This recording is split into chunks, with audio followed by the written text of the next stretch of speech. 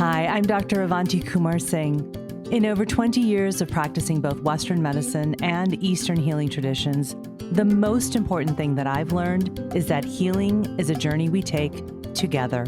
So on this podcast, I'll be demystifying Ayurveda and other integrated medicine, showing how these simple, ancient practices are the keys to unlocking a healthy modern life.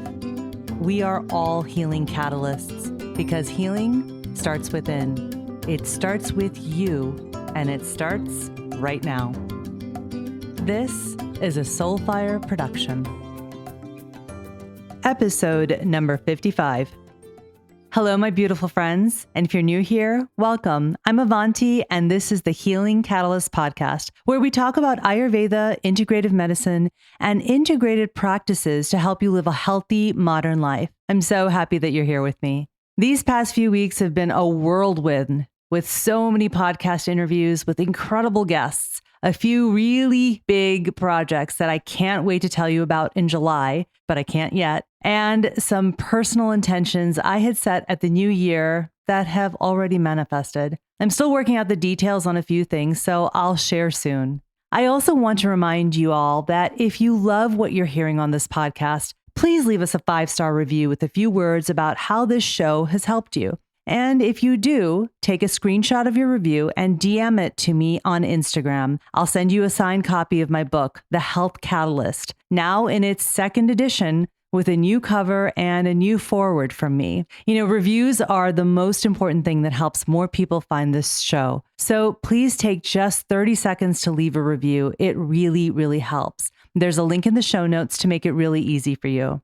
Okay, so today we continue our exploration of healing with integrative medicine, specifically spice medicine, with another incredible guest, Dr. Kanchan Koya. Dr. Koya has a Ph.D. in molecular biology from Harvard Medical School, which she combines with her training from the Institute of Integrative Nutrition to elevate the health of families with science and flavor. Kanchan, who many of you may know as Chief Spice Mama on Instagram, her IG is amazing, is also the founder of Spice Baby, which brings to light the science-based benefits of ancient spices and inspires their use in kids' and families' foods in simple and delicious ways. On today's episode, Kanchan shares the aha moment that she had while doing research in her lab at Harvard and her journey into the world of spices. We also talk about the history of spices, the bioactive ingredients in spices, and she also dives into the 5 beginner spices she recommends,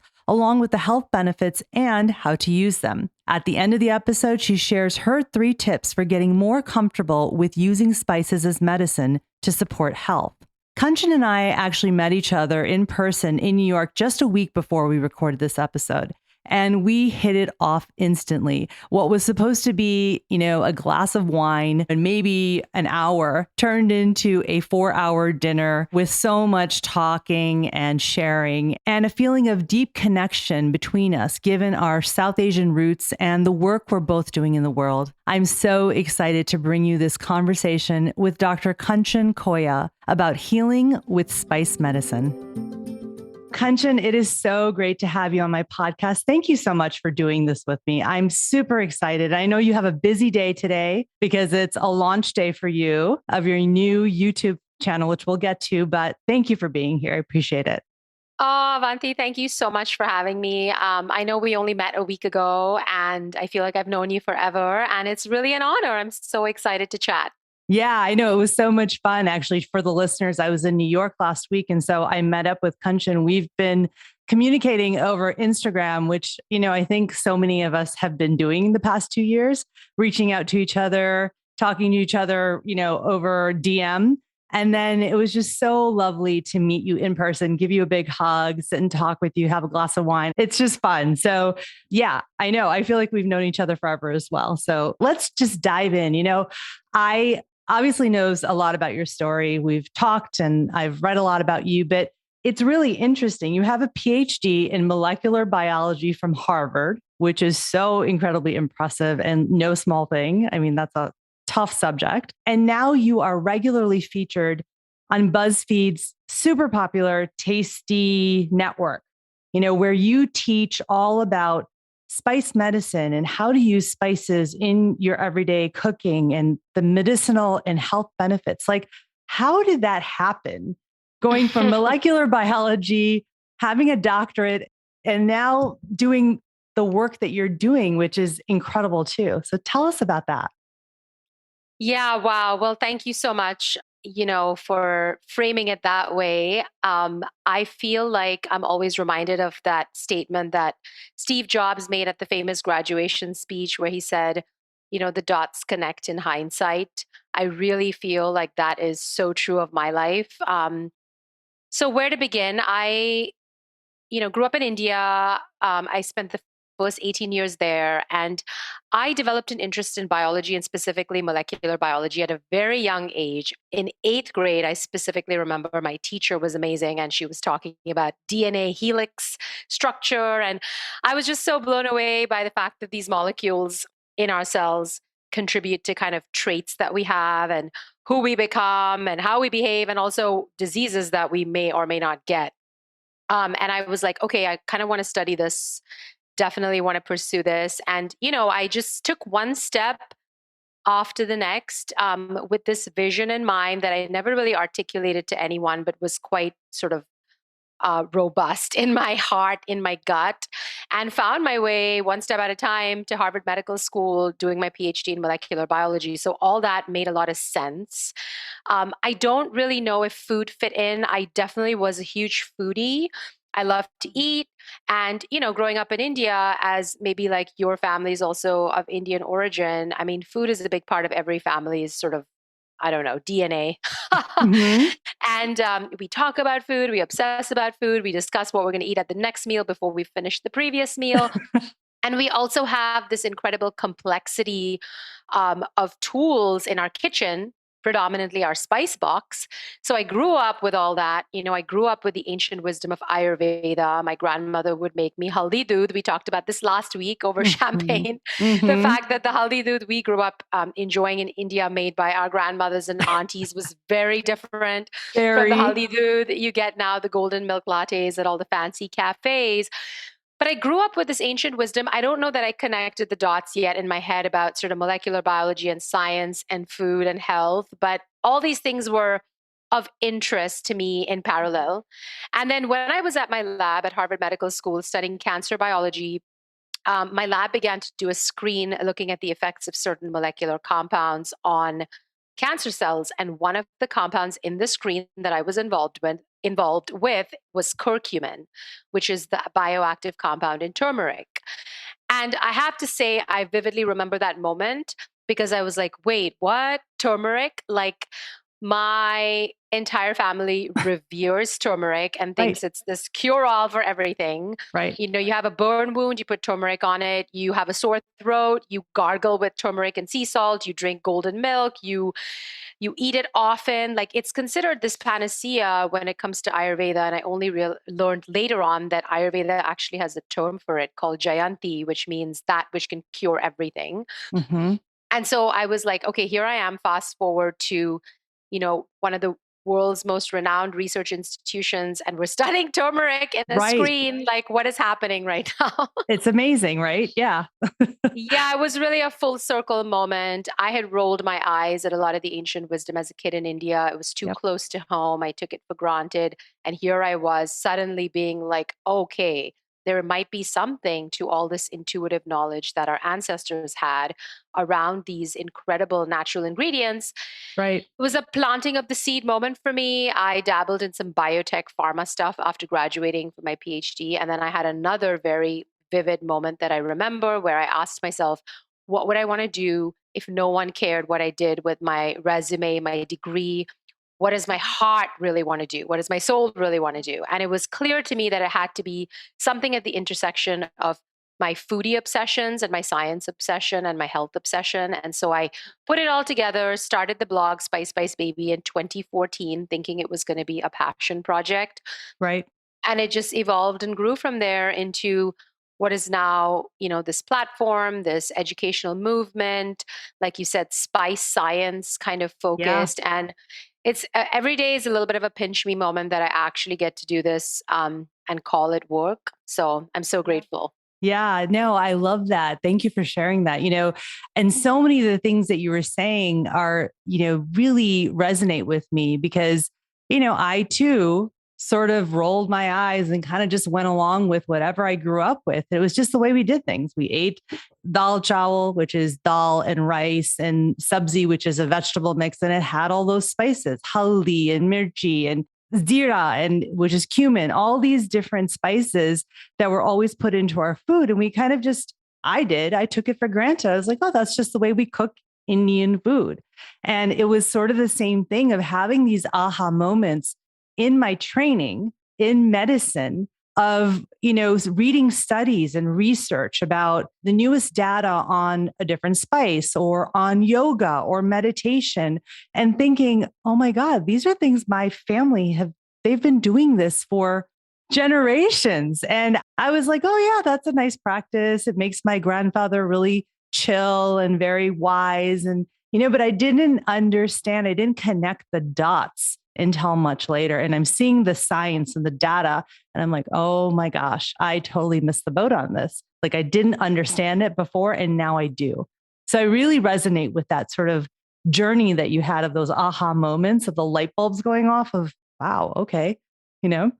Yeah, totally. And I think it's the case for so many people and so many life trajectories where it's kind of like you follow your intuition, your gut, your heart, and those aha moments reveal themselves. And Yeah, sometimes they don't. And sometimes you're lost and in a dark place and have no idea what you're doing. So exactly. I've experienced all of those phases, but ultimately it makes a nice story in hindsight. But Yeah.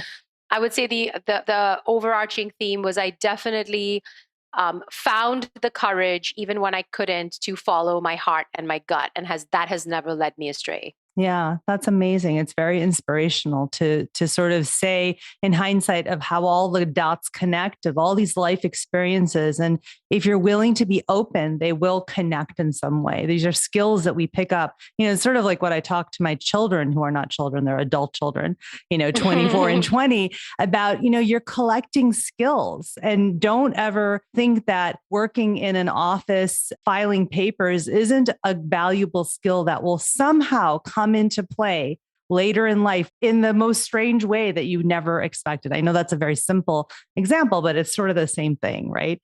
Totally. Yeah. So, okay, let's turn to spices because that is really your zone of genius and your specialty of really, really bringing together sort of the data and the research on the spices, and then actually how do we use them in real life. But let's start with the history of spices because it's very interesting in how they've been this thing that is very revered throughout history. So let's talk about that.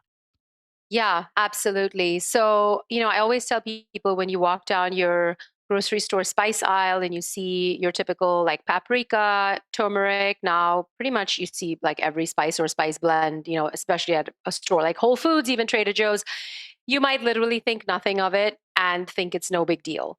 But if you go back thousands of years ago, spices literally shaped humanity's kind of geography and history in really profound ways. They were prized commodity crops. The quest for their kind of control and distribution literally led to wars. Christopher Columbus was supposedly looking for spices when he accidentally stumbled upon the shores of America. I mean, obviously, that's a whole complicated, history, but even the colonizers who stumbled upon the coast of India were looking for spices. And there is this story that apparently they leapt off the ship on the coast of Kerala and said, for Christ and spices or something like that. Mhm. So these crops were revered by people who understood their value. So they were used back in the day for so many different reasons. They were used as medicine, but they were also used in food preservation because refrigeration wasn't really a thing. So adding spices to especially like foods that tend to spoil easily was a way to prolong their shelf life. They are incredibly tricky to grow. Harvesting cardamom, for example, which is probably one of my favorite spices, is back-breaking work. So the commoditization of them and the free availability of them is a modern phenomenon. So for centuries, our ancestors actually really had to work hard to find them and then even harder to monopolize their trade. So I think that's just a perspective that many of us aren't familiar with, and it kind of sets the context for why these are so special. And then if you look at, ancient medical systems, of course, better than anyone else, Ayurveda has revered spices and herbs for centuries as Mhm. medicine. And I think what makes spices really unique compared to other functional foods found in nature, we know pretty much everything that we get from nature has some incredible health benefit on our bodies. You can find, something positive as long as it's a whole food from nature. Spices, I think, are unique in that they're very concentrated sources of these beneficial compounds. Now we have terminology for it. Back then in Ayurveda it was Jayanti. Now we know it's polyphenols and phytochemicals or bioflavonols or whatever chemistry speak you want to put around basically these plant based compounds that seem to be very concentrated in spices. And what is very exciting to me is when I first started this work and started diving into the literature and the research, yes, I found lots of interesting data on spices and their benefits, different compounds they have, their antioxidant properties, or their ability to fight inflammation. But a lot of these studies were focused on kind of test tube models. So it would be isolating compounds from spices or using large amounts of spice in a test tube setting. And you had to wonder, how relevant is this in the Right. context of the whole human body? So I was always very cautious about interpreting the modern science around spice benefits. But I have to say, the last couple of years have shown some really cool studies in humans, randomized controlled spice studies in humans, which we've never really had. Right. And I can talk about why I think that is. I think Yeah. it's an understudied class of plant compounds, probably because there isn't a ton of incentive to study something that you can't really patent. Right. So it's like, how much money do you want to spend writing a grant on studying the health benefits of paprika, which you could never really turn into a drug per se? Right. So I think some of the incentives may not be aligned for there to be like really high quality spice research, but Mhm. there are labs that are interested in the basic science of spices. And we've had a couple of studies in the last just year or two that are now showing that spices in culinary amounts in the human body can have real positive effects on health. And that just gets me so excited and so fired up because Yeah. I'm like, I knew it at an Right. intuitive level. We had this body of evidence that was kind of all over the place. And now we're starting to see it come together in human trials, which I think is so cool and empowering and amazing. Yeah, no, it is incredible. And I think that's a good point that you bring up, is that so many of the studies are done on, in test tubes at very high doses. Like, is that really what we're eating on a regular basis in culinary medicine? Like when we're using it in food, probably not. But I think exactly, the studies that have been coming out in the past couple of years show how using these spices in culinary doses, if you will, Yes. right, is actually very beneficial, which again, we've known throughout centuries, thousands of years in Ayurveda that that's true. We may not have had the data and the science behind it, but we knew it. So let's turn to that. I mean, you mentioned a lot of chemistry and sort of the technical terms for some of the components of spices. What would you say are a few that maybe the listeners should pay attention to, whether it's polyphenols or whatever ingredients that maybe should sort of say, oh, yeah, I need to think about that when I'm choosing spices or thinking about my health? Yeah, so all spices contain these powerful chemicals. They may be polyphenols, flavonols, there's slight differences in their chemical structure, which leads to different nomenclature. But the semantics are kind of irrelevant. It's just chemicals in the spices that have effects in our cells. It's almost like if you think about them as like a chemistry toolkit that you can enjoy in for flavor, but also has health effects at a cellular molecular level. I think that's a really kind of simple way to think about it. Some really good examples, and I'm sure some listeners will be familiar with curcumin and turmeric. So that's the one that's got most of the buzz and attention in research because it is a very powerful compound. In test tube settings, it seems even in animal models, in some human studies. So turmeric and allspices probably have an array of compounds. So when people talk about curcumin and turmeric, I just want to mention that because there are probably other bioactive compounds in turmeric not as yet identified. And we know that the whole turmeric spice has benefits beyond just the curcumin component. Those kinds of studies have been done. And I think that's a nice reminder that Yes. while we do break down these spices into these components, ultimately what makes them really potent is the entire spice. Just like, eating one molecule from a leafy green vegetable versus eating the entire leafy green vegetable. Yeah. And I think you're bringing up a really good point. I know we talked about this last week when we met, which is why I asked you that question, kind of leading. But the point is that you were making even last week is that, we get very hyper focused on the specific chemical or bioactive ingredient because we can test it in Western medicine. And that's fine. But then what happens is that we start seeing these packaged supplements of just curcumin or, whatever ingredient it is. And people become obsessed with having that ingredient. And they miss the point of what you're saying is that in turmeric itself, there are so many compounds that are working together. And that even though we've identified one specific active ingredient as sort of the one that is having this anti-inflammatory effect, let's say, that doesn't mean that everything else in there isn't also creating a more powerful anti-inflammatory effect. And so I sort of want to click into that point, which is don't get so focused on the individual bioactive ingredient in a plant food or a whole food or a spice that you miss the point of eating the full molecule, the whole thing together. Absolutely, like right on, spot on. And I think it just, brings up a point, like a broader cultural point, which is we do live in a world and a society where we feel the need for these kind of magic bullet solutions to all our problems. And even spices, like I always tell people, spices will have benefits in the context of an overall healthful dietary pattern. So if you're basically eating garbage, which I'm sure no one's doing that's listening to this show, but like if you're basically just not paying attention to like honoring and nourishing your body, and I eat garbage once in a while, so that's fine. It's like, what are you doing most of the time, right? Are you honoring your body? Are you really leveraging the power of nature? And then in the context of that overall healthy dietary pattern, spices can become really powerful. But if you're going to basically just do whatever you want and not honor your body and your health, and then try to take a curcumin supplement, that gets me kind of, gets my knickers in a knot. Yes. I'm like, no, that's not how it works. And I think Ayurveda is very much aligned with that sort of overall lifestyle intention, dietary and lifestyle pattern. But, that said, I will say that some of these bioactives in isolation may have benefits. And Absolutely. and we can talk about, turmeric, for example. It seems like if you are struggling with an actual inflammatory disease and you need some therapeutic assistance, Sure. it may be hard to achieve therapeutic doses of curcumin and the other bioactives by just having turmeric in culinary amounts. This is for someone who's already in a disease state.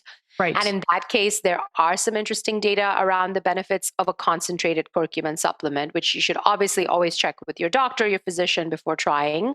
Right. But from an overall kind of longevity, health, disease prevention standpoint, I will say the whole spice is where the magic lies. Yes. And I appreciate that you said that. Absolutely. And so, this is not to say that one perspective is better than the other. I just think that the added perspective of thinking about the whole spice, the whole food, all of the bioactive ingredients, even the ones that we haven't identified yet, there is a lot of medicine in the combination of those that we don't even know. So don't dismiss having turmeric at culinary doses in your food and also taking a supplement if you have an advanced disease state can also be beneficial. It's not like, oh, just because I'm taking the concentrated dose for whatever health issue that, oh, I don't need to put it in my food, because you may be missing some of the other benefits that come from the whole turmeric spice and also the combination with other spices, right? I mean, you and I grew up in South Asian households, right? So we sort of experience this on a daily basis, this whole idea of putting certain spices together for their flavor, but there's also benefits, the health benefits. And whether we're doing tarka, which is, tempering the spices before we add them to a dish, there's all these benefits of adding that to ghee and the fat and how that delivers the spices to the body more effectively. So there are these practices that have health benefits, even if we don't know what the science is behind them.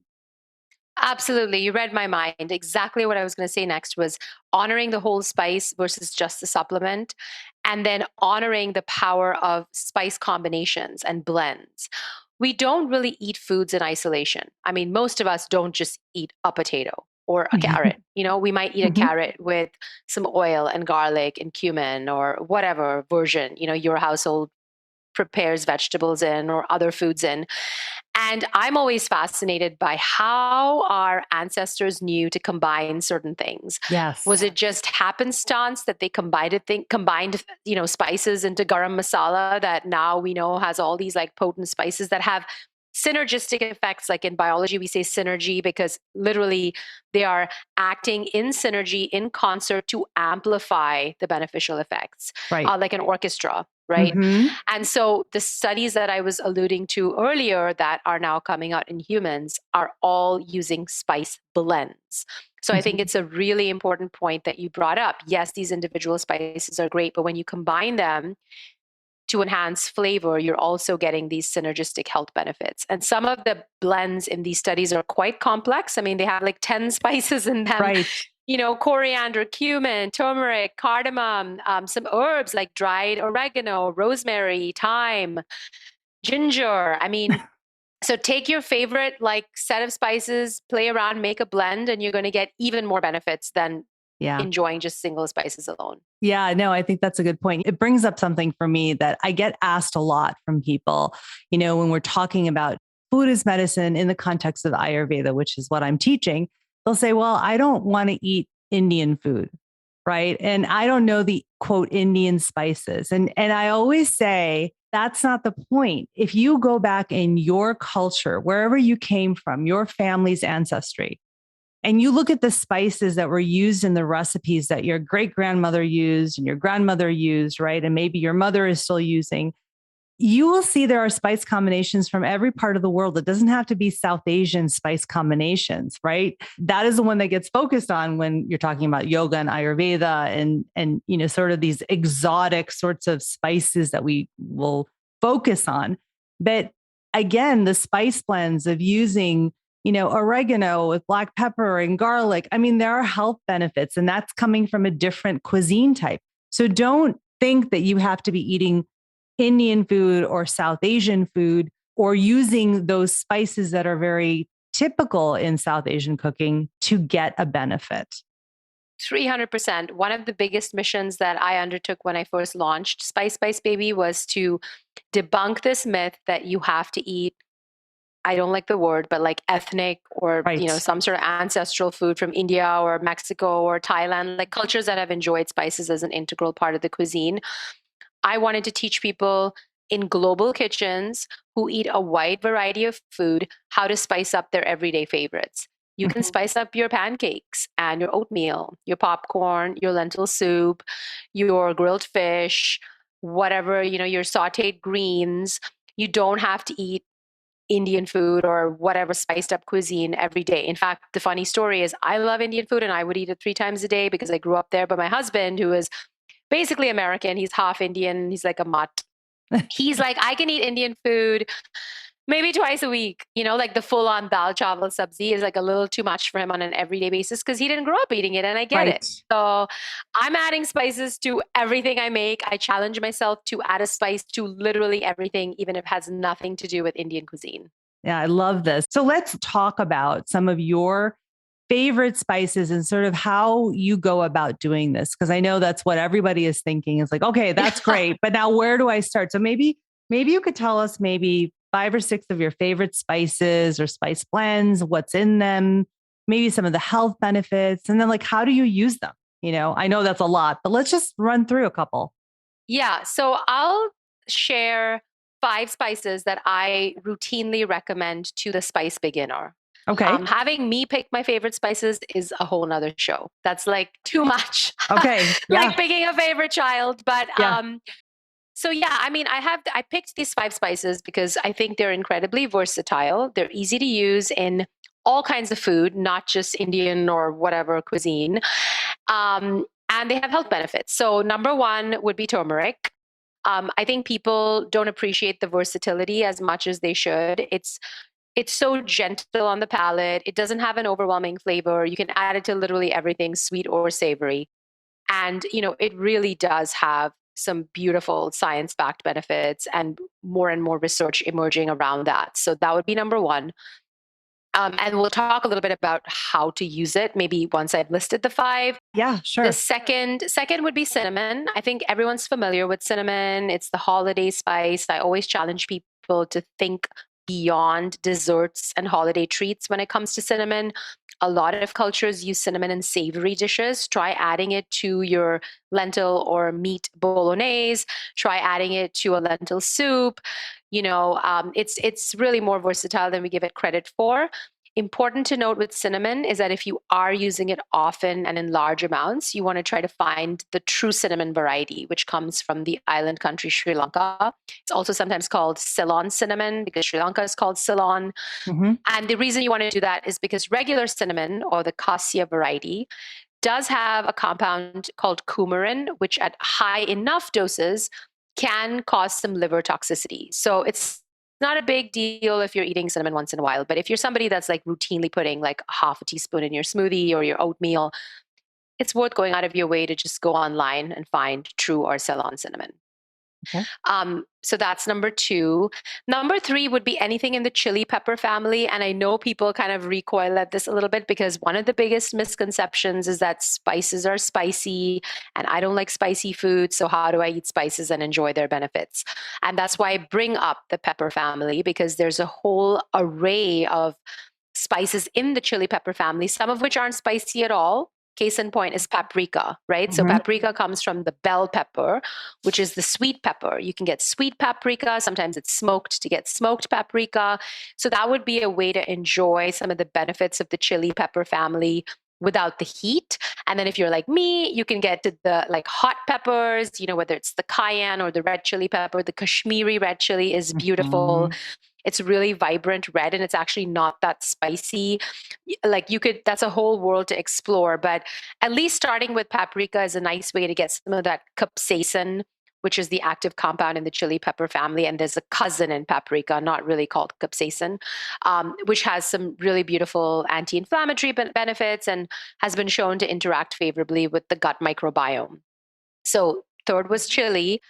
Fourth would be cardamom. I just think, as a child growing up in India, I would pretty much regularly accidentally bite into a whole cardamom pod in some rice dish or curry that my aunts or my mom made. And I would be like, oh my gosh, what is that? It's intense. Like if you've ever bitten into Yes. the whole pod and had the seeds burst in your mouth. Yep. I learned that they use cardamom in like chewing gum, like Wrigley's or whatever gum, I don't, whatever, Trident. It's a breath freshener. It used to be used in Ayurveda as a breath freshener. So it has antibacterial properties. It's great for digestion. They say just the scent of it alone can calm nausea. So sometimes, people will message me saying, how do I deal with morning sickness? I'm pregnant. I'm like, try making some cardamom tea and just the Yes. scent alone might help. I mean, there's no downside, even if it doesn't work. Right. And the Absolutely. nicest thing about cardamom, I think, is that you can add it to sweet and savory dishes. And when you add it to sweet dishes, in my opinion, it reduces the need for additional sugar because it has almost like a dessert like luxurious floral quality to it. So I throw it into my kids' pancakes, banana bread, muffins, and then I cut back on, you know, the processed refined sugars. Right. And then number five would be a spice that I didn't grow up with. That would be the only spice I would add to the Indian spice box, which is sumac.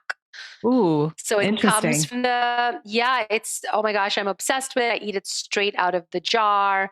It comes from the Middle East. It grows on a bush. It's a vibrant kind of burgundy purple. And whenever you see that color in nature, you know you're encountering these powerful antioxidants like Right. anthocyanins. It's the best way to think about sumac is like lemon without the kind of liquid. And so it's like lemony, tangy, but it also has these fruity, almost wine-like notes. And I like to think of it as a finishing spice. So you can put it on every single salad you ever make going forward to add color, taste, more antioxidants. Um, I love putting it on my hummus or baba ganoush, Hmm. on flatbread. I mean, it's an integral spice in the za'atar blend, which is prominent Yes. in the Middle East. So those would be my 5 kind of starter spices for a global home cook. Wow. I've never even thought about sumac. I think I've used it maybe once or twice, but I never thought about using it in a more versatile way and like on a daily basis, never thought about it. So I'm definitely taking note of that. Okay, so you told us those 5 spices. Now, how do you use them? Sort of like maybe we could go through what things could you be adding turmeric? And it could be something really every day, but maybe something interesting too. Like what are some different ways to use some of these spices? Yeah. So I think the first thing to note is how you cook with the spices does seem to matter. And a great place to turn is our ancestors. So Yes. the fact that when we use turmeric in Indian cooking or they use it in Vietnamese food or whatever, it is usually coupled to a fat source like ghee or oil.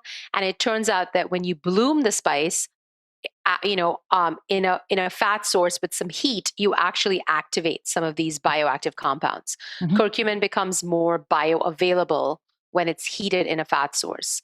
So that's one really important point. My favorite way to add almost all the spices I mentioned, sumac, I think, might be an exception where I use it more as a finishing spice, although you can also cook with it or add it to marinades. Is to, have your oil, whatever your favorite fat source, oil or ghee, and then you would add, say, a little bit of cumin seed, a little garlic. That's the tadka that you mentioned, the tempering. But you don't Mhm. have to do Indian food, right? So a simple example would be oil with some cumin seeds, a little bit of garlic, and then you would add your turmeric and say, your kale or your Swiss chard. And you saute that with a little salt, lemon, black pepper. So whenever you're using turmeric, you want to combine it with black pepper because that also boosts the bioavailability of the curcumin. And there you have turmeric sauteed Swiss chard. So really simple. You don't have to get like overly complicated, Yes. but adding it to a fat source I think is important and giving it some heat is important. And this is probably true for many spices, especially true for turmeric. So let's see. For turmeric, I like to add it to any sauteed vegetable because I find it's just very, very mild and easy to kind of integrate. It doesn't have to be an Indian vegetable or Indian preparation. I love adding it to oatmeal to make like a golden milk oatmeal. Interesting. You can go as intense as you want, or you can go, more like mellow golden milk latte version. Yeah. I like adding it to popcorn. And let's see, what would be a fourth example? Rice or quinoa. How many people do you know that just kind of make boring quinoa and are like, oh, I wish quinoa was more interesting? A little bit of garlic, oil, turmeric, and lemon juice. Like Wow. next level quinoa, super simple. Amazing. Cinnamon, again, like I said, savory and sweet. So, adding it to like your favorite chili, your bean chili, your lentil or your meat bolognese. I like adding it to like a Moroccan lentil soup. I sometimes will just do oven roasted sweet potato fries with avocado oil, salt, and cinnamon. And my kids just love it. So, super simple. And turmeric is the same. You're throwing some veggies in the oven, just like Yeah.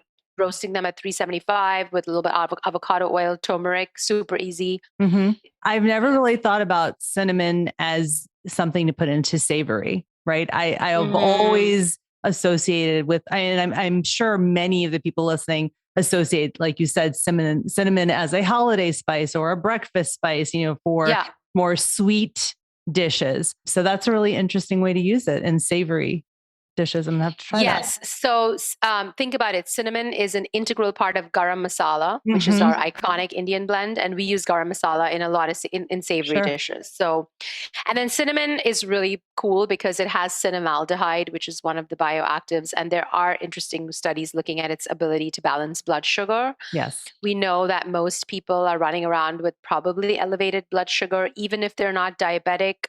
And these constant blood sugar spikes can really be problematic. There are studies looking at the addition of cinnamon to oatmeal, which seems to cause less of a blood sugar spike Yes. than oatmeal on its own. So, anytime you're eating something that you know is likely going to cause a blood sugar spike, I just throw cinnamon on. Yeah, no, If that's a I'm great treating idea. myself to vanilla ice cream, I will put a boatload of cinnamon in there. No, that's a really good idea. I mean, so that brings up a really good point. Again, no food should be off limits, right? I mean, if you have some health challenges, you may be, trying to limit certain things, or, in Ayurveda, depending on what your imbalance is. But I think what you're pointing out is that you can use these spices quite literally as medicines to counteract some of those effects that might cause a blood sugar spike or cause an inflammatory sort of response. Yes. You can decrease the inflammation by adding anti-inflammatory spice such as turmeric. I think that's a really great point. Yes, and that's exactly what they did in this study that I mentioned, where they basically gave people this junky standard American meal. It was like high saturated fat, high refined carbohydrate, basically like a burger or something. Mm-hmm. And then they added a tablespoon of this spice blend to the meal, and they found actual measurable reductions in markers of inflammation once they added the spice right after the meal. Mm-hmm. So yes, the point around spice medicine is a wonderful one. And people say, how do I get there? You start by using these spices on a regular basis. You become playful and adventurous with them in your kitchen.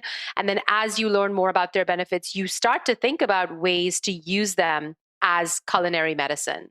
So yes, absolutely. I don't eat vanilla ice cream every day or very often, but when I do, I enjoy it guilt-free, and I put a lot of cinnamon on, and then I go for a walk because I know that those are going to help my body handle that onslaught of sugar in a more responsible way. Yes, that's beautiful. I love that advice. Okay, so let's move on to the pepper family. I think that was the next one.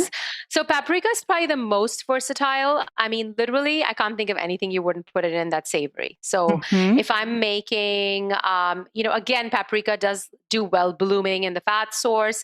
So I use it a lot on grilled salmon. My kids love salmon, so we'll do it on salmon. If I'm doing, again, like a chickpea stew, I'll do paprika and turmeric, combining these spices that aren't right. Like, we don't really have paprika in Indian food, but I think it's really easy to throw into a lot of things for those anti-inflammatory, oxidant benefits. Cardamom, yes. Cardamom goes into everything sweet, like I said. So in my oatmeal, chai. Okay, we didn't talk about chai. I did not say chai tea because no one should say chai tea. No, that's saying TT. Or ghee butter, right? Yeah, that's butter. The one that just came out. I know, I saw. So yes, a simple spiced chai where you simmer some smashed cardamom pods with a cinnamon stick and, a couple black peppercorns, some cloves, a little ginger. Oh my gosh. And then add your black tea leaves, your milk of choice. If you want to be extra, some rose petals. And it's like the best thing ever and has so many incredible benefits. When I started to look into the ingredients of chai, actually in my cookbook, I call it the antimicrobial spiced chai, which I know sounds like very sciencey and dry, but yeah, I mean, you throw star anise in there. There's some like antiviral properties. Like, it's really cool. So both cardamom and cinnamon, I definitely would add to chai. Can I ask you about cardamom and how to use it? Because it's in a pod, but then you can get the seeds. So like, how do you know the difference? And one thing, will you share that chai recipe with us? Can Absolutely. I get that from you? Okay, yes, I'll make sure. Show notes. Yes, I'll make sure I put it in the show notes and link it. Okay, so back to the cardamom. How do you figure out what to use? Like, our mothers would use the leaves sometimes. Sometimes they'll put the whole pod in. Sometimes they only put the seeds. Like, how do you figure out what to do? So when you buy cardamom, you can either get it as the whole green pods or you'll get it ground. I like to buy the pods. Gently smash them open. When you smash open the green pod, it reveals the oily black seeds inside. That's really where a lot of the beneficial compounds are. The pod skin has benefits too. If you're using the whole pod, you would gently smash it to expose the seeds and then add it to your oil, add it to your rice, add it to your quinoa, add it to your chai, throw it in there. Make sure you smash the pod open though. Okay. And then if you're adding it to something like oatmeal where you want more flavor, you can buy the pre-ground cardamom, or you can open up the pot. You can basically grind it at home. So you would just put it in a little spice grinder or a coffee Sure. grinder dedicated to spices. And now would be more of a powdered form. And that's easier to sprinkle Right.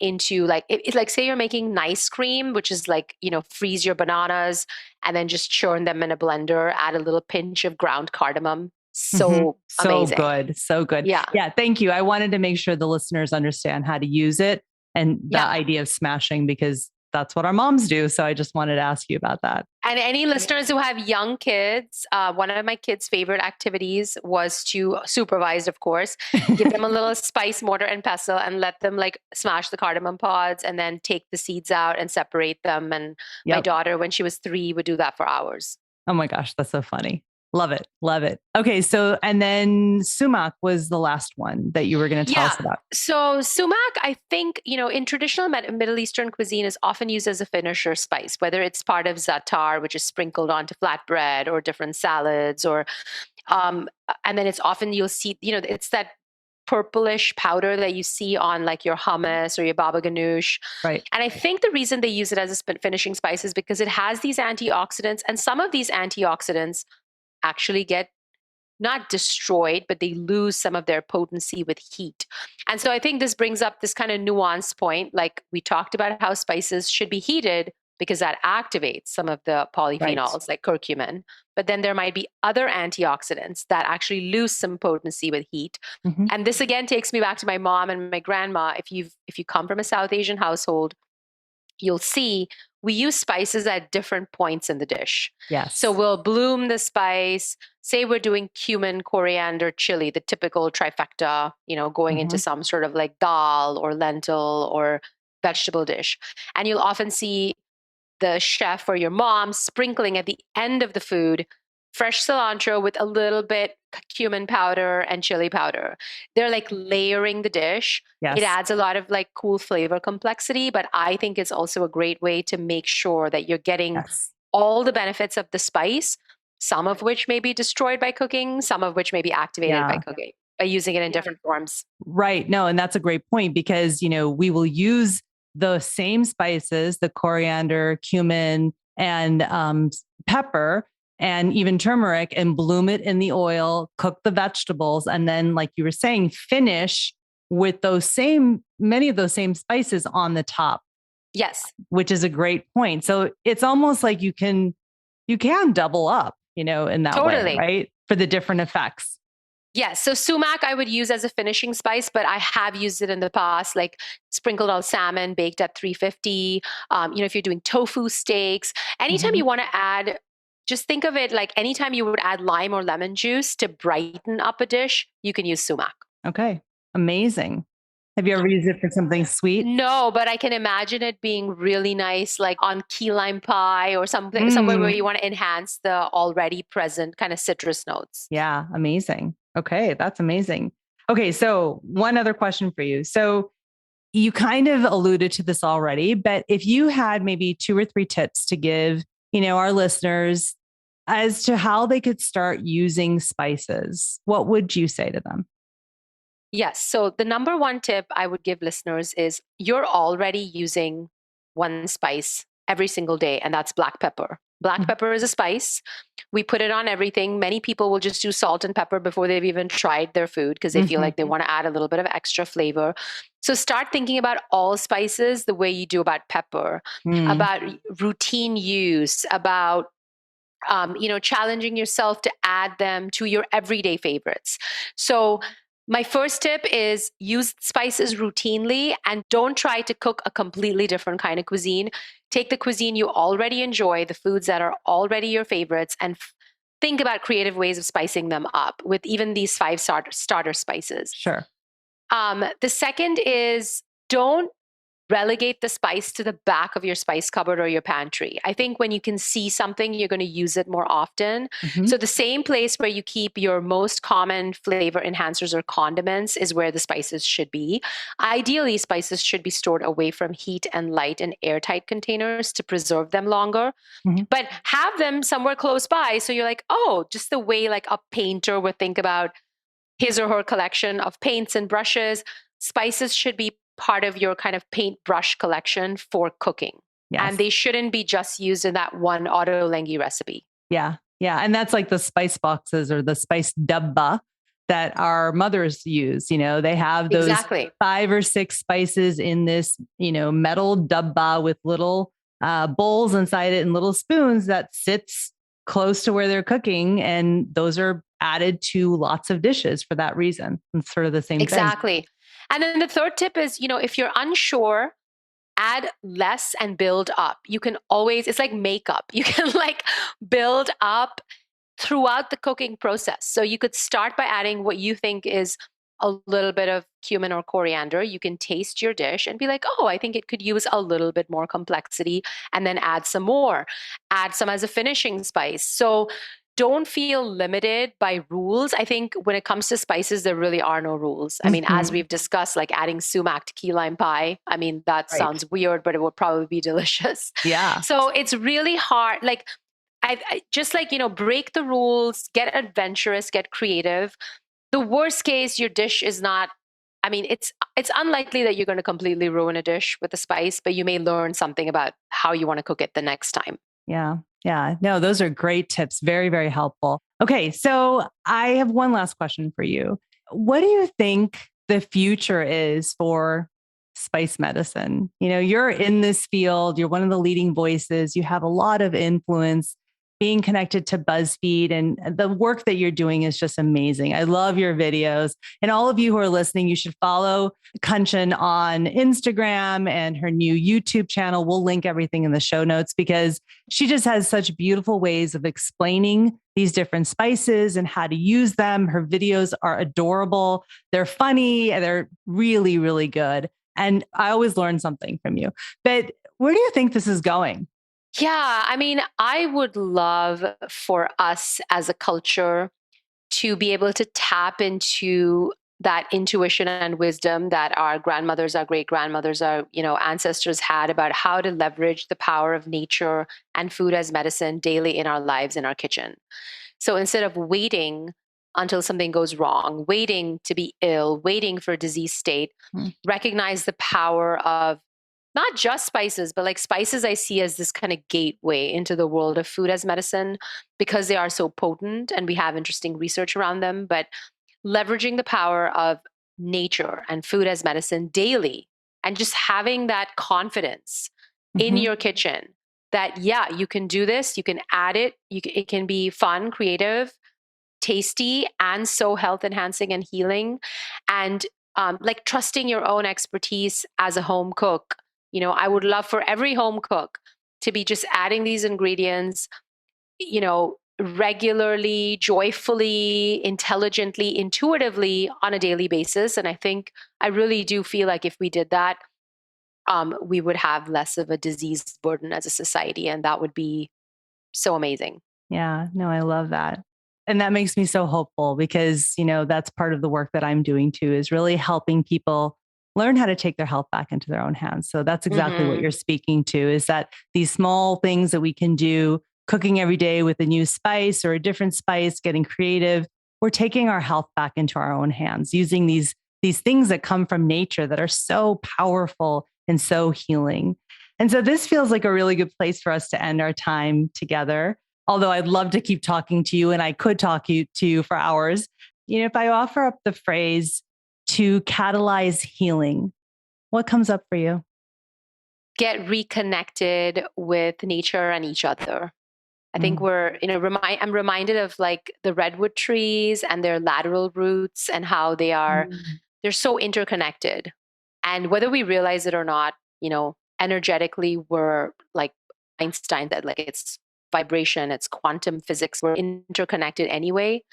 And I think we've kind of like put ourselves into these isolated boxes and like we're stressed out and we're like on social media. I mean, that's me. I'm not passing judgment on anyone else. Hmm. But I think like reconnecting with each other in a deep way, not just on our devices and with nature, putting our feet on the ground, finding solace and strength and groundedness by sitting in nature, taking a walk in nature. I feel like it's like we have to go back to these practices that are really who we are, and we've kind of lost sight of them. And I Hmm. really do feel like they will be more powerful than we realize. Beautiful. Kanchan, thank you so much for doing this with me. I have so enjoyed talking to you. Thank you, Avanti. It's been an absolute pleasure. Thanks again for listening to The Healing Catalyst. If you love what you heard, please hit follow and pass it along to a friend. And if you're feeling really inspired, please rate and review so that others can find this podcast more easily. To learn more, head to avantikumarsingh.com. And to connect with me directly, find me on Instagram at avantikumarsingh. I'll be back next week and hope that you will be too. Until then, remember, with the right catalyst, you have the power to activate your own healing, because healing starts within.